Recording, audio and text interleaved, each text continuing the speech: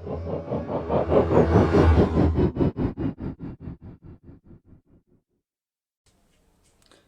दोस्तों, हम village society and development series चला रहे हैं। पिछली वीडियो में हमने केंद्र और राज्य सरकारों द्वारा चल रही योजनाओं की चर्चा की थी। इस वीडियो में हम भूधारण पद्धतियों की चर्चा करेंगे। अगर आप लोगों को पीडीएफ चाहिए तो मेरे टेलीग्राम चैनल पर मिल जाएगी। तो चलिए शुरू करते हैं। भूधारण पद्धतियाँ। भारत में भूधारण पद्धतियाँ कार्यक्रम प्रारंभ होने से पहले भूधारण की 3 पद्धतियाँ थी: जमींदारी, महालवाड़ी और रैयतवाड़ी प्रचलित थी। जमींदारी प्रथा जो की शुरुआत किसने की थी? लॉर्ड कॉर्नवालिस ने की थी। जमींदारी प्रथा का आरंभ लॉर्ड कॉर्नवालिस ने बंगाल में 1793 में किया था। जमींदारी के अंतर्गत जमींदार कृषकों को कृषि करने के लिए लगान जमीन पर देते थे। जमींदारी बंदोबस्त कितने रूपों में थे? जमींदारी बंदोबस्त 2 रूपों में थे: अस्थायी बंदोबस्त और अस्थायी बंदोबस्त। महालवाड़ी प्रथा। महालवाड़ी प्रथा किसके समय में लागू की थी? तो लॉर्ड विलियम बेंटिक के समय में लागू की थी। महालवाड़ी व्यवस्था लॉर्ड विलियम बेंटिक के समय कहाँ लागू की थी? तो आगरा और अवध से लागू की गई थी। महालवाड़ी के अंतर्गत भूमि पर किसका अधिकार होता था? तो महालवाड़ी के अंतर्गत ग्राम समुदाय का संयुक्त स्वामित्व का अधिकार होता था। सभी भूधारण पद्धतियों से लगान वसूल कर निर्धारित मालगुजारी को राजकोष में कौन जमा करता था? तो गांव का मुखिया जमा करता था। रैयतवाड़ी प्रथा। रैयतवाड़ी प्रथा कहाँ लागू की गई? तो 1972 में मद्रास में प्रचलित थी। और रैयतवाड़ी प्रथा कहाँ प्रचलित थी? तो बम्बई, बरार और मध्य भारत में प्रचलित थी। रैयतवाड़ी के अंतर्गत भूमि का मालिक कौन होता था? तो काश्तकार होता था। अब भूमि सुधार कार्यक्रम। भूमि सुधार कार्यक्रम से तात्पर्य ऐसे संस्थागत परिवर्तनों से है जिसमें भूमिगत संसाधनों का वितरण किसानों के पक्ष में होता है। इसका उद्देश्य क्या है? इसका उद्देश्य कृषि उत्पादकता अधिकतम की जा सके। भारत में भूमि सुधार कार्यक्रम के प्रमुख अंक हैं: मध्यस्थों का समाप्ति, काश्तकारी सुरक्षा, परिवार प्रति व्यक्ति प्रति व्यक्ति भूमि की अधिकतम सीमा निर्धारित करके वेसी भूमि तथा ग्राम समाज की वेसी भूमि को भूमिहीनों में वितरित करना और जोतों की चकबंदी करना। अब यहाँ पर पहला हो जाएगा मध्यस्थों की समाप्ति। भूमि सुधार भूमि सुधार कार्यक्रम के अंतर्गत कुछ एक इलाकों को छोड़कर बिचौलिए काश्तकारी प्रथा समाप्त कर दी गई। स्वतंत्रता के समय देश का 57% क्षेत्र जमींदारी प्रथा के अधीन था। पहली योजना के अंत में सरकार द्वारा दावा किया गया था कि कुछ छोटे छोटे क्षेत्रों को छोड़कर बिचौलियों को का पूरी तरह उन्मूलन किया जा चुका है। भारत सरकार का एक और महत्वपूर्ण कार्य बेनामी भूमि का पता लगाकर उसे भूमिहीन किसानों में बांटा गया है। उन्मूलन से संबंधित कार्यों को पूरी तरह लागू करने में बहुत लंबा समय लगा।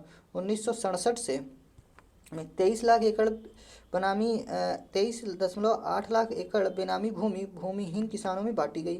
दूसरा जगह काश्तकारी सुधार। काश्तकारी व्यवस्था का अर्थ कृषि संबंधों की उस प्रणाली से होता है जिसमें भूमि का मालिक स्वयं खेती नहीं करता बल्कि जमीन काश्तकारों को पट्टे पर देता है। बड़े पैमाने पर पट्टेदारी व्यवस्था किन क्षेत्रों में थी? तो जमींदारी या रैयतवाड़ी क्षेत्रों में। नेशनल सैंपल सर्वे ने 1953 में ऐच्छिक काश्तकारी व उप काश्तकारी के अनुमान प्रस्तुत किए थे। इन मानों के अनुसार संपूर्ण भारत में कितने प्रतिशत भूमि पट्टे पर दी गई थी? तो 25% भूमि जो पट्टे पर दी गई थी। स्वतंत्रता से पूर्व कितना लगान लिया जाता था? 34 से 75% तक जो है लगान लिया जाता था।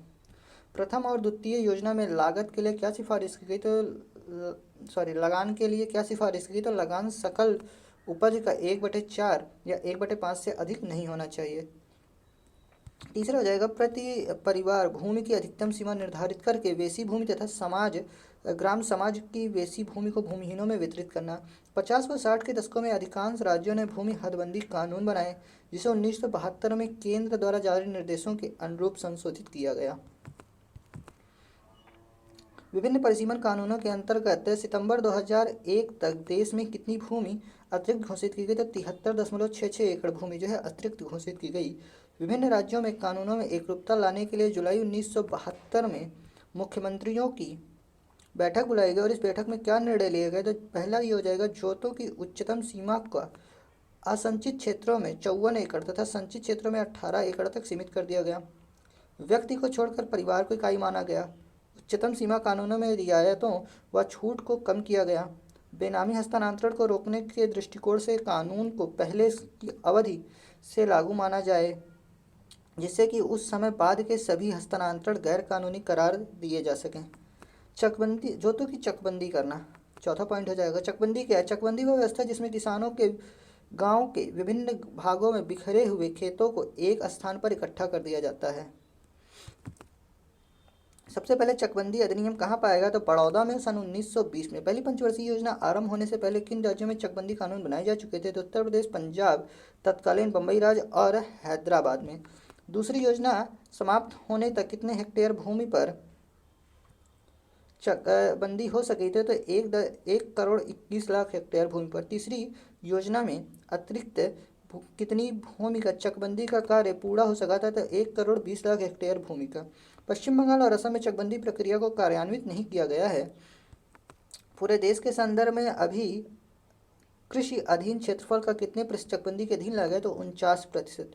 चकबंदी हरित क्रांति के क्षेत्र में सफल रही, जैसे हरियाणा, पंजाब और पश्चिमी उत्तर प्रदेश, तथा इसमें कई कमियां थी। यह भ्रष्टाचार का भी शिकार था। सहकारी खेती का सामाजिक, आर्थिक तथा नैतिक आधार था तथा इसका उपयोग बड़े किसानों द्वारा हदबंदी कानून से भूमि को बचाने के लिए किया जाता था। भूमि सुधारों को विशेषज्ञों द्वारा असफल कोशिश माना जाती है। इसे विशेषज्ञों द्वारा मानव इतिहास की सबसे जटिल सामाजिक आर्थिक समस्या माना जाता है। भूमि सुधार के आंकड़े उत्साहजनक नहीं हैं। भूमि सुधार का लाभ देश के मात्र 6% भूमि तक ही पहुंच सका है तथा इसका सकारात्मक सामाजिक प्रभाव भी नगण्य है। अब भूमि सुधार की विफलता के क्या कारण थे। विभिन्न राज्यों में कानूनों में खुद कास्ट की परिभाषा दोषपूर्ण थी, जिससे जमींदारी प्रथा का नाम केवल बदल गया था और यह पूर्ववत बनी रही। भारत में भूमि सामाजिक प्रतिष्ठा तथा पहचान का प्रतीक है, जबकि अन्य देशों में यह भूमि सुधार सफल रहा। यह आय अर्जित करने के लिए एक आर्थिक संपत्ति है। सीमाबंदी कानूनों से बचने के लिए जमींदारों ने काफ़ी बड़ी भूमि अपने परिवार के सदस्यों के नाम हस्तांतरित कर दी। राजनीतिक इच्छा शक्ति की कमी के कारण भूमि सुधार एक सफल कार्यक्रम में परिवर्तित नहीं हो सका। भारतीय प्रजातांत्रिक व्यवस्था में व्याप्त भ्रष्टाचार एवं नेतृत्व की कमी के कारण भी भूमि सुधार विफल रहा। यह सर्वविदित है कि प्रशासनिक तंत्र की उदासीनता का एक कारण राजनीतिक इच्छा शक्ति का अभाव था, और जब तक राजनीतिक इच्छा शक्ति में दृढ़ता नहीं आ जाती तब तक प्रशासनिक तंत्र में व्याप्त भ्रष्टाचार, भय भतीजावाद आदि को समाप्त नहीं किया जा सकता। कृषि की जोतों के आकार क्या क्या हैं। सीमांत जोते जो है 1 हेक्टेयर से कम की जो भूमि है उसे सीमांत जोते हैं। लघु जोते 1 से 2 हेक्टेयर के बीच। अर्ध मध्यम जोते 2 से 4 हेक्टेयर के बीच। मध्यम आकार की जोतें 4 से 10 हेक्टेयर के बीच, और बड़े जोतें जो है 10 हेक्टेयर से अधिक की सभी जोतें हैं। भूमि सुधार एवं हरित क्रांति। भूमि सुधार एवं हरित क्रांति। सरकार ने जैसे ही हरित क्रांति की शुरुआत की, भूमि सुधार मुद्दा हाशिए पर आ गया। इसके निम्नलिखित कारण थे। भूमि सुधार और हरित क्रांति एक दूसरे के विपरीत है। जहाँ हरित क्रांति बड़ी जोत के क्षेत्रों के अनुकूल थी, वहीं भूमि सुधार का उद्देश्य बड़ी जोत क्षेत्रों में विभाजित हुए भूमिहीनों के बीच बांटना था। उच्च वर्ग के भूपतियों द्वारा भूमि सुधार का विरोध किया गया, जबकि हरित क्रांति के लिए ऐसा नहीं था। भूमि सुधार का देश पर कोई सकारात्मक प्रभाव नहीं पड़ा, जबकि हरित क्रांति ने खाद्यान्न उत्पादन बढ़ाने की क्षमता थी। अंतर्राष्ट्रीय दबाव तथा वैश्विक सुझाव तथा अन्य देशों के हरित क्रांति की सफलता के कारण भी भूमि सुधार कार्यक्रम दरकिनार हो गया। राष्ट्रीय भूमि रिकॉर्ड अधिकार अधिनियम, आधुनिकीकरण अधिनियम। राष्ट्रीय रिकॉर्ड भूमि आधुनिकी कार्यक्रम की शुरुआत कब हुई, तो वर्ष 2008 में। राष्ट्रीय भूमि रिकॉर्ड अधिनियम कार्यक्रम का उद्देश्य क्या था। इस कार्यक्रम का उद्देश्य 12वीं योजना के अंत तक जमीन के रिकॉर्डों का नवीनीकरण और डिजिटलीकरण करना था।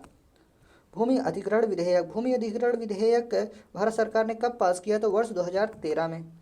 भूमि अधिग्रहण, पुनर्वास और पुनर्स्थापना कानून 2011 में संशोधन के अलावा इस विधेयक में पट्टे और अधिग्रहण से जुड़े भूमि सुधारों की आवश्यकता पर पारदर्शी, प्रभाव और तेज कानून बनाने का प्रस्ताव था।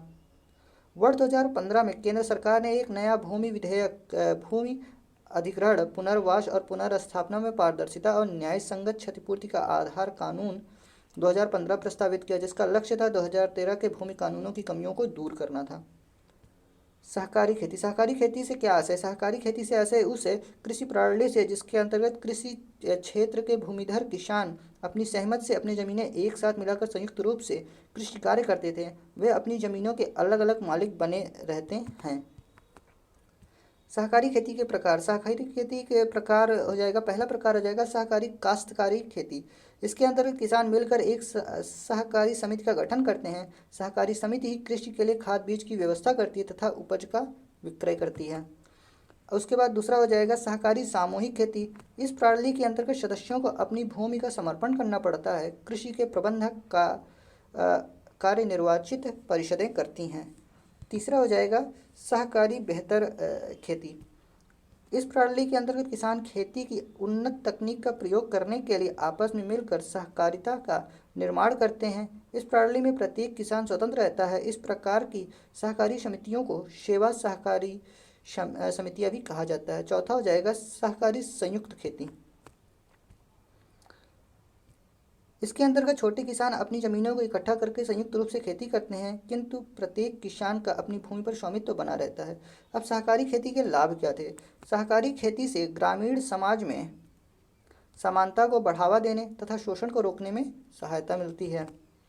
सहकारी खेती से कुछ महत्वपूर्ण कार्य जैसे सिंचाई के लिए समुचित प्रबंधन, भू संरक्षण के लिए कार्यक्रम अपनाना, बहुफसली कृषि करना, माल संग्रह के लिए गोदाम बनाना तथा कृषि से संबंधित उद्योग को चलाना आदि किए जा सकते हैं। आज की वीडियो जो है यहीं समाप्त होती है।